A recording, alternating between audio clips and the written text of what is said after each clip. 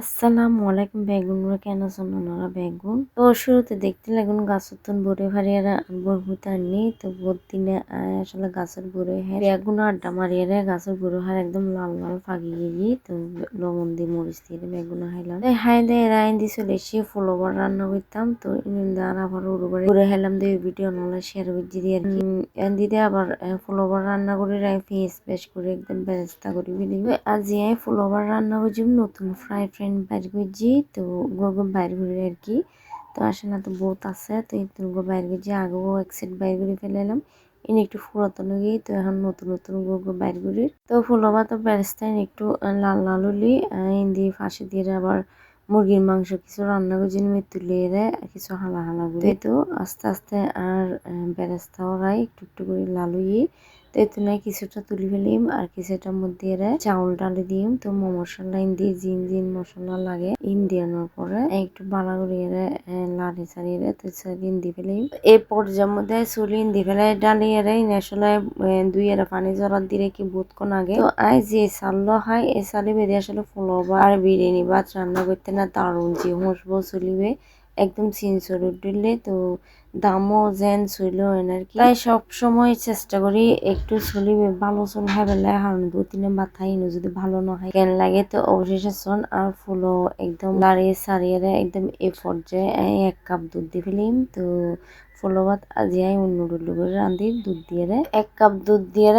পরিমাণ মতো পানি দিই তো সারিয়ে যেহেতু পানি একটু তেমন বেশিও না হয়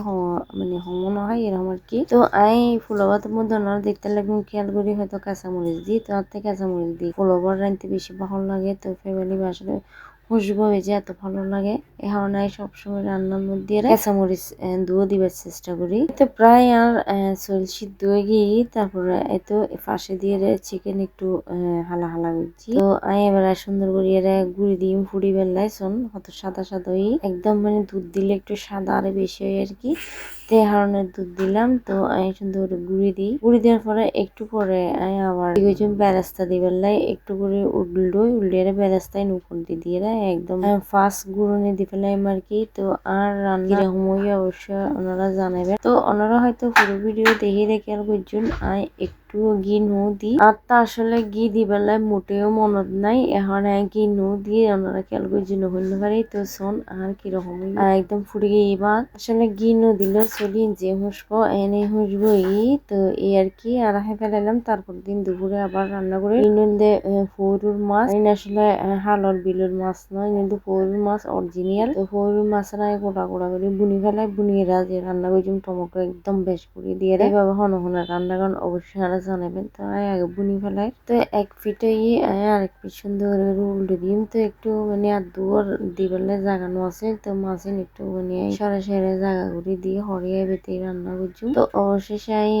ফেলায় মাছের লনভরা এতে টমেটো একদম বেশ করে দিয়ে হসাই ফেলায় সুন্দর করে তো অবশ্যই যে কোনো মাছ টমেটো বেশ করে দিয়ে রান্না করলে এত বেশি ভালো লাগে